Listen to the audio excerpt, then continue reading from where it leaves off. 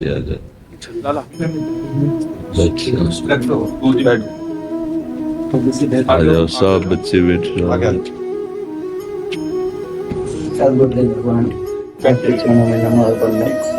ये साथ नहीं हो पा रहा है कि श्री जी की कृपा और आपके आशीर्वाद से बच्चे आपका सानिध्य प्राप्त करेंगे। बहुत सारे बच्चे आने के लिए मुझसे लड़ रहे थे, झगड़ रहे थे, लेकिन क्योंकि व्यवस्था नहीं बन पा रही थी इसलिए एक साथ नहीं आ सकते थे।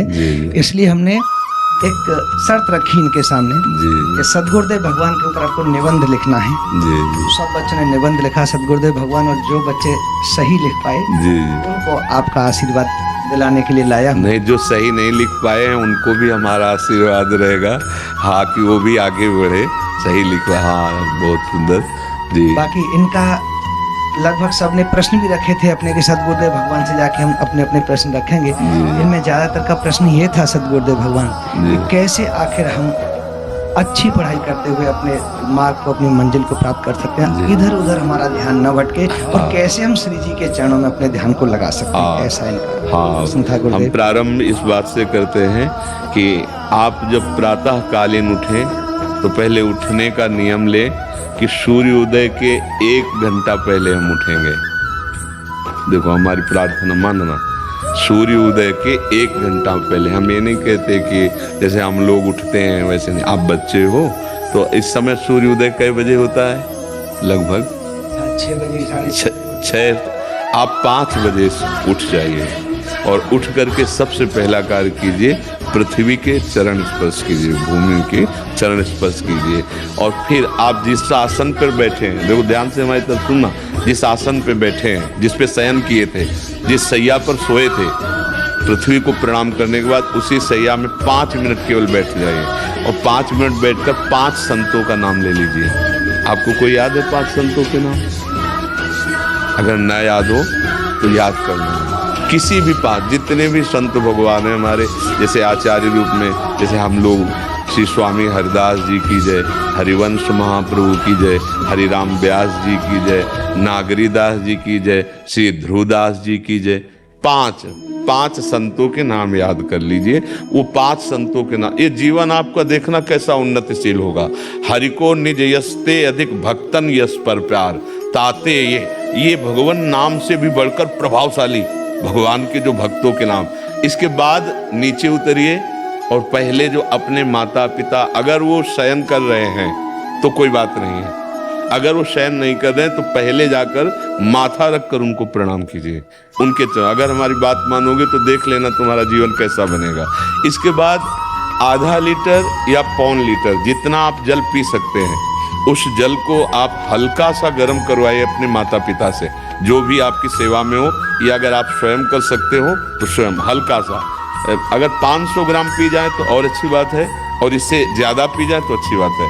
वज्रासन में बैठना आता है? वज्रासन जानते हो आप लोग? कैसे हमें बैठ के दिखाओ।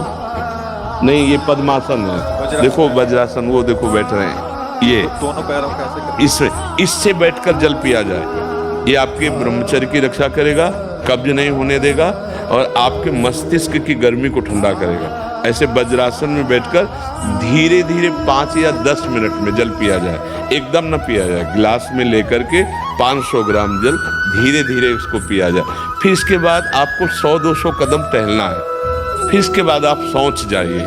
शौच, अगर आपका पेट साफ हो जाता है, अगर नहीं साफ होता है, कोई ऐसी परेशानी लगती है, तो 1 चम्मच ईसबगोल की भूसी और छोटी हर का आधा चम्मच अगर रात्रि में दूध से या पानी से ले ले तो वो बार बार शौच नहीं लगाएगा, पर आपकी आंतें साफ हो जाएंगी। शौच जाने के बाद स्नान करें और फिर तुरंत, अगर आपको व्यायाम आता है तो करे, नहीं तो सीधा सरल बात होती है, 20 बार बैठ जाए बैठक, और 10 बार लेटने वाली दंड, और इसके बाद जो अनुलोम विलोम, तो इससे खींचे, इसे छोड़ दे, इसे खींचे, इसे छोड़ दे। इसके बाद दोनों हाथ ऐसे करके 7 बार ऐसे कर, सीधा खींचे और सीधा छोड़ दे। बस इतना ही तुम्हारे लिए प्राणायाम की आवश्यकता है। अब अपनी दिनचर्या में लग जा। जो पढ़ाई का कार्य दिया गया है आगे तो मैं और भजन की बात हम नहीं कह रहे, जो पढ़ाई का कार्य दिया गया है वो भगवान की ही पूजा है। आपकी दिनचर्या जो आपको अपने गुरुजी या टीचर जी को जाके प्रमाणित करनी है, कल जो पढ़ाई गई थी आज के लिए, वो आप सुबह सुबह उस समय व्यायाम के बाद, तो आप देखना आपकी स्मृति बहुत प्रवीण हो जाएगी। अच्छा, ये आपकी प्रातःकालीन दिनचर्या है। जब आप अपने गुरुदेव के पास स्कूल जाएं, तो हमें आजकल का तो अब पता नहीं, पर हम लोग जब जाते थे तो अपने गुरुजी को प्रणाम करते थे। होता है प्रणाम, होता है अभी प्रणाम करते हैं। मतलब आप क्या करते हैं जब सुबह स्कूल जाते हैं, क्या करते हैं गुरु भगवान को बताओ। अच्छा, यह तो ये ऐसा पहले गुड मॉर्निंग गुड आफ्टरनून करते थे बच्चे। अब जब से आपका आशीर्वाद मिला है, श्री जी की कृपा से सब राधा वल्लभ शेरवंश नर्सरी के बच्चे राधा वल्लभ शेरवंश बोलते हैं। हाँ, तो जो स्कूल में आपको पढ़ाई पढ़ा रहे हैं वो तो बात है। अब आपको जो हम खास बात बताना चाहते हैं वो कि देखो, अभी छोटे छोटे बच्चे हो, बच्चों में कुछ बच्चे ऐसे गंदे बच्चे होते हैं जिनकी गंदी बातें दिमाग में आ जाती हैं और गंदी बातें वो करने लगते हैं आचरण में। आप लोग इतना तो जानते ही होंगे कि गंदी बातें किसे कहते हैं। आप लोगों के पास अगर मोबाइल है तो कभी गंदी बात देखना नहीं। कोई भी बच्चा अगर गंदी बात दिखाए तो अपने टीचर से या अपने माता पिता से जाके शिकायत करनी चाहिए, वो बहुत हानिकारक होती है। कभी कोई भी गंदी बात अपने द्वारा नहीं होनी चाहिए। अभी आप नवीन जीवन धारण किए हुए हैं, आप भगवान की प्राप्ति, देश की भक्ति और बहुत अच्छे अच्छे पदों में जा सकते हैं। देखो, जब हम लोग स्कूल में पढ़ते थे तो कोई ये थोड़ी जानता था कि ये बच्चा अभी महात्मा बनेगा, कोई थोड़ी जानता था। स्कूल में जब पढ़ते थे तो थोड़ी कोई जानता था कि ये मुख्यमंत्री या हमारे देश के प्रधानमंत्री बनेंगे, लेकिन इन्हीं में तो बनते हैं ना अच्छे पवित्र आचरण और पवित्र संस्कार।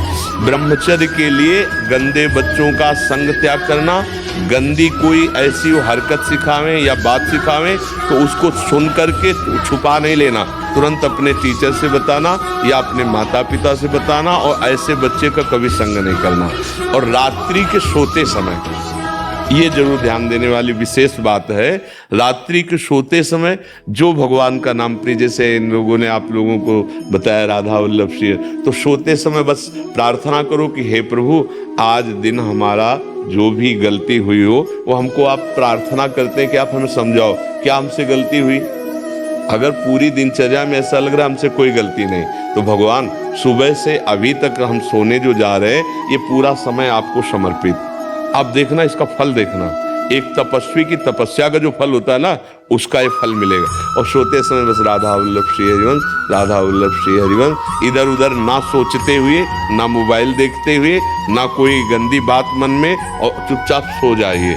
और जब फिर सुबह उठे तो फिर ऐसी दिनचर्या। और पढ़ाई इस समय तुम्हारा भजन है, इस समय भजन तुम्हारा पढ़ाई है, क्योंकि आज हम गीता पढ़ पा रहे हैं, भागवत पढ़ पा रहे हैं, तभी पढ़ पा रहे हैं जब हमारे गुरुजी ने हमको काका गागा सिखाया था।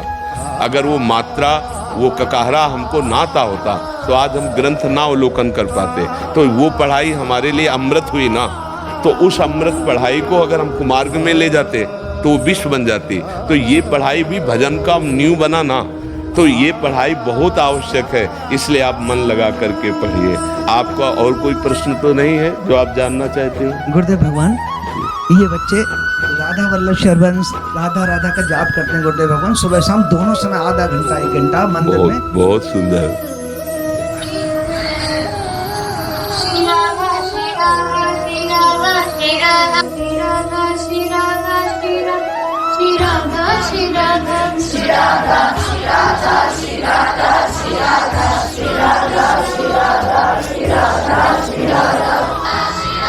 ये तो बहुत बड़ी बात है, बहुत बड़ी बात, ये तो बहुत बड़ी।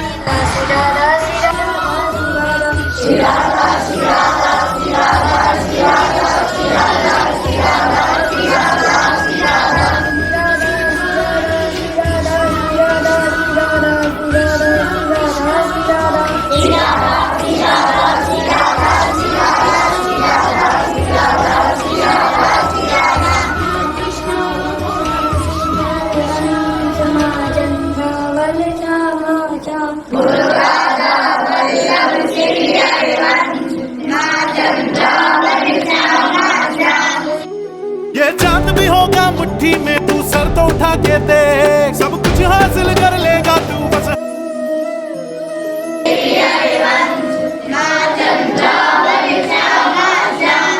ये तो जैसे हमारे गुरुकुलों में पूर्व होता था वैसे ही आप करवा रहे हैं।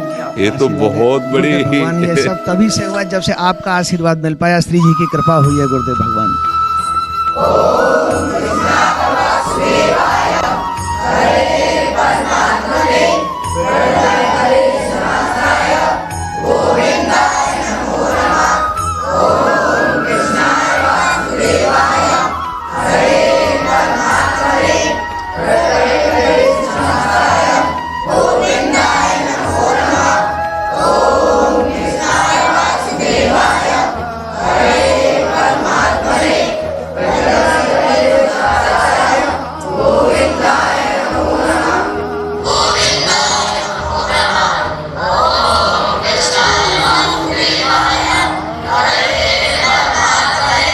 ये तो बहुत अमृत में, बहुत अमृत में, बहुत अमृत। ये आपके आशीर्वाद से ही संभव हो पाया ये गुरुदेव भगवान। ऐसा ही जो गुरुकुलों में जैसे बच्चे इस समय नाम कीर्तन कर रहे हैं, ऐसे सामवेद यजुर्वेद आदि का गायन होता था और गुरुकुलों में हमें बहुत संतोष हुआ, बहुत अच्छा लगा। भगवान आप पर कृपा करें, आपको और सद्बुद्धि दें, जिससे हमारे देश की नवीन पीढ़ी को आप ऐसे सतमार्ग पर प्रेरित कर रहे हैं।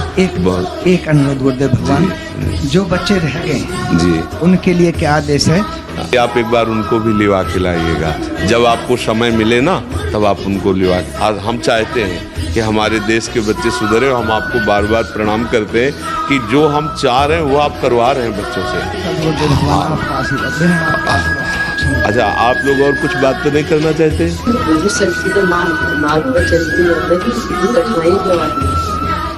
अच्छा, मार्ग कठिन कायर पुरुष को लगता है, बलवान को नहीं लगता। तुम कायर मत बनो। किसी भी कार्य को करने के लिए अगर हमारे हृदय में उत्साह है तो उत्साह हर कठिनाई को रौंद देगा। और अगर हम ऐसे सोचेंगे कि किसी भी कार्य में कठिनाई इतनी क्यों आती है, तो आप हमको ऐसा कोई कार्य बताओ जिसमें कठिनाई ना आती हो। कोई ऐसा कार्य है जिसमें कठिनाई ना आती हो? आप गलत मार्ग में जाओगे तो कठिनाई नहीं है क्या? सोचो, अगर चोरी की तो चोरी करना कितना उसके लिए दुखदायी होगा। वो पकड़ा जाएगा, बेइज्जती होगी, अपमान होगा, लेकिन वो ठान लेता है तो करता है ना। तो जो असत मार्ग में जाते हैं तो क्या उनको कठिनाई नहीं पड़ती क्या? तो सत मार्ग में चलने के लिए, धर्म मार्ग में चलने के लिए अगर कठिनता मिल रही है तो हमको बलवान बनाने के लिए रखा जाता है। देखो, स्कूल में फर्स्ट कौन आता है? जो बहुत पढ़ाई करता है। आर्मी में कौन अच्छा कमांडो बनता है? जो अच्छी दौड़, अच्छी कूद कर लेता है। तो इसको कठिनाई नहीं, इसको योग्यता समझते हैं। हमारे सामने जो कठिनाई रखी जाती है, हमें योग्य बनाने के लिए रखा जाता है। समझ रहे ना आप? धन्यवाद।